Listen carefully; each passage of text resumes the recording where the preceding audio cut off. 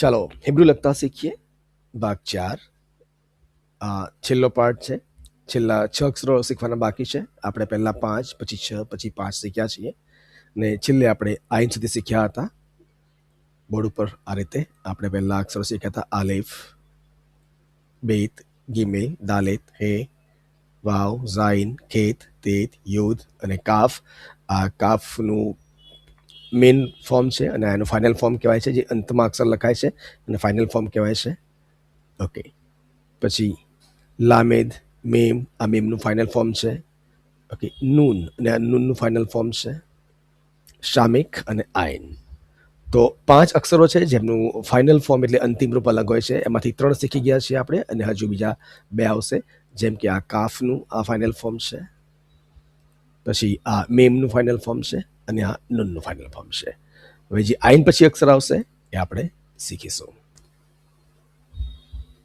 જે આઈન પછી નેક્સ્ટ અક્ષર છે પે, અને પે બોલાય છે. આપણે પતંગનો જે પ કહીએ છીએ, હવે આના 2 ઉચ્ચાર છે, પ અને ફ. તો પે આ પ્રમાણે લખાય છે, એક આ રીતે વળાંકવાળી લીટી, નીચે આ પ્રમાણે લીટી અને ત્રીજો અહીંયા એક હુક બનાવવાનો હોય છે. આ પ્રમાણે પે લખાય છે. આ જો આ વળાંકવાળી લીટી આ પ્રમાણે, નીચે આમ અને પછી અહીંયા હુક. જો આ પ્રમાણે આપણે બોર્ડ પર લખવાનો પ્રયત્ન કરીએ પે, તો આ પ્રમાણે એક વળાંકવાળી લીટી આમ થશે, પછી અહીંયાથી આમ થશે અને અહીંયા એક હુક બનાવવાનો છે. આને પે કહેવાય છે. ઓકે, હવે આમાં પણ એનું ફાઇનલ ફોર્મ છે. ફાઇનલ ફોર્મમાં જે નીચેની લીટી આ થાય છે એ સીધી કરી દઈએ તો એ ફાઇનલ ફોર્મ બનશે. આ પ્રમાણે જે આ નીચેની જે લાંબી લીટી છે એને જો આપણે સીધી કરી દઈએ તો એનું ફાઇનલ ફોર્મ બનશે આ રીતે, અને એ નીચે આ બોક્સની બહાર રહેશે. જેટલા પણ ફાઇનલ ફોર્મ છે એ બધા એ બોક્સની બહાર રહેશે, થોડી એની લંબાઈ હોય છે. હવે આમે પ અને ફ એવા 2 અક્ષર છે. જો અહીંયા વચ્ચે ટપકું હોય તો એને પ બોલાય છે, પે, અને જો ટપકું નીકળી જાય તો એને બોલાય છે ફ, ફે, ફટાકડાનો ફ. આનો અવાજ નીકળે છે પ, પતંગનો પ, પી એટલે, અને ટપકું ઉઠાવી દેવામાં એને દગેશ કહેવાય છે, તો એ ફ બની જાય છે. આમાંના 2 રૂપ છે. ઓકે, આપણે ફાઇનલ ફોર્મ લખવું હોય તો આ પ્રમાણે લખાશે કે આ જે લીટી આમ નીચે કરીએ છીએ એ સીધી કરી દેવાની છે આમ, પછી અહીંયાથી આ પ્રમાણે આમ હુક બનાવવાનું હોય છે, પે અને ફે. ઓકે, એના પછીનો જે નેક્સ્ટ લેટર છે સાદી. હવે આ થોડો અક્ષર આ પ્રમાણે લખાશે. જુઓ, ઉપરથી નીચે સુધી એક લાઈન, પછી બીજી લાઈન આ પ્રમાણે અને ત્રીજી લાઈન આ પ્રમાણે. ફરીથી ચોકથી જુઓ, ઉપરના ખૂણેથી નીચેના ખૂણે સુધી 83 લાઈન, અને પછી ડાબી બાજુ અને ઉપરથી નીચે આ પ્રમાણે. અને સાદી કહેવાય છે. જો અને બોર્ડ પર આ પ્રમાણે લખાશે કે ઉપરના ખૂણેથી નીચેના ખૂણા સુધી 83 લાઈન, અને પછી આમ લેવાની છે લાઈન, અને અહીંયા એક આમ કરવાનું છે. આપણે જે વાય લખતા હોય છે ઇંગ્લિશમાં એનાથી થોડું ઊંધું છે. જે આઈન લખાય છે વાય જેવો, અહીંયા લાસ્ટમાં આપણે લખ્યો હતો આ વાયની પ્રમાણે આઈન જે લખાય છે, તો એ આપણે વાય આ પ્રમાણે લખીએ છીએ કે જમણી બાજુની લાઈન ઉપરથી નીચે લાંબી હોય છે, પણ અહીંયા યાદ રહે કે આ જે ડાબી બાજુની લાઈન છે એ ઉપરથી નીચે લાંબી રહેશે અને પછી આમ લેફ્ટમાં જાય છે. ઓકે, એટલે આ બધી બાબતો ખાસ ધ્યાનમાં રાખવાની હોય છે કે અક્ષર ક્યાંથી શરૂ થાય છે. જુઓ, હવે આનું પણ ફાઇનલ ફોર્મ છે. આ જે નીચેની લાઈન છે એ આમ સીધી થઈ જાય એટલે વાયને આપણે જો ઊંધો કરીએ તો એનું ફાઇનલ ફોર્મ બને છે. આ આઈન જેવું દેખાય છે, પણ આઈનમાં જમણી બાજુની લાઈન લાંબી છે, જ્યારે સાદીમાં ડાબી બાજુની લાઈન લાંબી છે.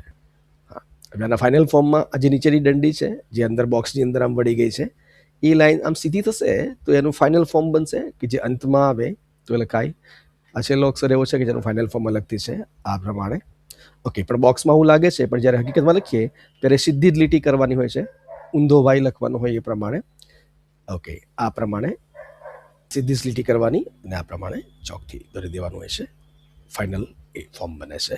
આવો આપણે બોર્ડ પર લખીએ તો ફાઇનલ ફોર્મ રેડમાં લખાશે, અને આ સીધી લીટી. ઓકે, અને આમ આ બાજુ આમ કરવાનું છે આ રીતે. આઈન કરતાં થોડું ઊંધું છે. Okay, next. હવે આજે આનો અવાજ છે ને એ આપણે પ ને ફ પે ને ફે કર્યા, પણ આનો જે મિક્સ અવાજ છે એ ત અને સ જે મિક્સ થાય સે ને સાદી એવો છે. ખાલી સ નથી, પણ એનો અવાજ જે છે એ સ બને છે. આ પ્રમાણે જે બોલવામાં આવે છે અહીંયા ટી અને એસ મિક્સ થાય સ, એટલે પહેલાં તલવારનો ત અને પછી સસલાનો સ એવું બોલાય છે. જેમની પેલું સુનામીમાં પહેલાં ટી લખાય છે ને પછી એસ લખાય છે, તો એ જાપાનીમાં પણ આવો અક્ષર છે કે જેમાં ત અને સનો સાઉન્ડ મિક્સ હોય છે. આપણે સ બોલીએ છીએ ખાલી, પણ એ સ બોલાય છે ત અડધો સ જોડીને. એ એક અક્ષર જ છે આ પ્રમાણે, એટલે આને સાદી કહેવામાં આવે છે. મોટાભાગે આપણે એ બહુ ક્લિયરલી બોલી શકતા નથી. ઓકે, જે નેક્સ્ટ અક્ષર છે કોફ. તો આ કોફ કેવી રીતે લખાશે?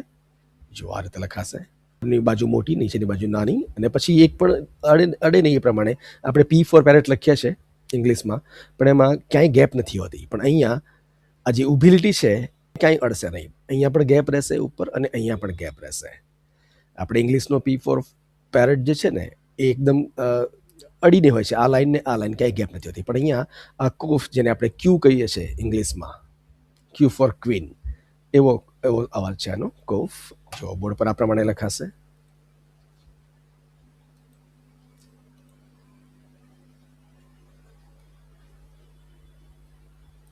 આ થોડી નીચે નાની રાખવાની એટલે અડી જાય નહીં, અને આ ઉબિલિટી આ પ્રમાણે. આ થોડો કોફ નીચે બહાર નીકળશે. એ આ નીચેનો વળાંક છે એ આટલે સુધી અટકાવી દેવાનો હોય છે. જો તમે આખો વળાંક લેશો આમ, તો આ ઊભી લીટીને અડી જશે. તો એ ઊભી લીટીને અડે નહીં એ પ્રમાણે અહીંયા ગેપ છોડવાની હોય છે. એટલે અહીંયા પણ ઉપર ગેપ રહેશે અને અહીંયા પણ ગેપ રહેશે, અને કોફ કહેવાય છે. જે નેક્સ્ટ આવશે તે આવશે રેશ. રમકડાનો ર.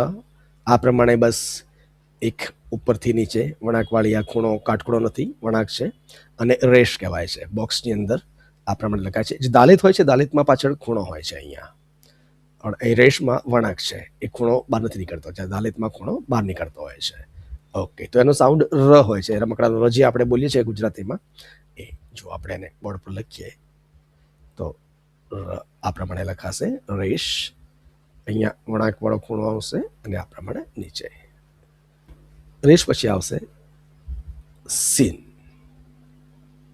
જે સીન છે, આપણે બે સ છે ગુજરાતીની અંદર, અને એ સસલાનો સ અને શરણાઈનો સ. એક તો પહેલાં આ પ્રમાણે યુ ફોર અમ્બ્રેલા લખવાનું છે, ને પછી આ ત્રાસી લીટી છે એ અહીંયા સેન્ટરમાંથી શરૂ થાય છે, પણ આમ સીધી સેન્ટરમાં નથી આવતી. એક ધ્યાને રાખવાનું છે કે આ યુ ફોર અમ્બ્રેલા લખ્યો આપણે, અને એના પછી જે ઊભી લીટી કરવાની છે એ શરૂઆત થશે સેન્ટરમાં, પણ એ અંત થશે થોડો ડાબી બાજુ, આમ સીધો સેન્ટરમાં અંત નહીં થાય. ઓકે, તો આ શ આ પ્રમાણે લખાય છે. આનો અવાજ અહીંયા ટપકું હોય તો એ જો આ ટપકું જે મૂક્યું છે ને એ ડાબી બાજુ હોય તો સસલાનો સ, એકદમ સોફ્ટ હલકો સ નીકળે અવાજ. ખાલી આપણે ઇંગ્લિશમાં જેને એશ કહીએ છીએ, પણ આ જે ટપકું છે એને દગેશ કહેવાય છે. એ જો અહીંયા જમણી બાજુ હોય તો એ આપણે શરણાઈનો શ કહીએ છીએ, શ એસ એચ જ્યારે ભેગું આવે, એટલે આ ટપકું અહીંયાથી આ બાજુ આવી જાય ત્યારે એ શ નીકળશે. એસ એચનો જે ઉચ્ચાર હોય છે આ પ્રમાણે. જો આ ટપકું આ બાજુ લખેલું હોય તો એ શ, પણ મોટાભાગે મોડર્ન બુક્સની અંદર આ ટપકા નથી હોતા. આ રીતે અહીંયા બોર્ડ પર લખીએ. પહેલાં તો યુ ફોર અમ્બ્રેલા, અને અહીંયા સેન્ટરથી શરૂ કરીને ડાબી બાજુ. ઓકે, હવે જો ટપકું હું અહીંયા મૂકું છું તો એ સસલાનો સ, હલકો સ, અને જો હું એ ટપકું એ અહીંયા આ બાજુ મૂકું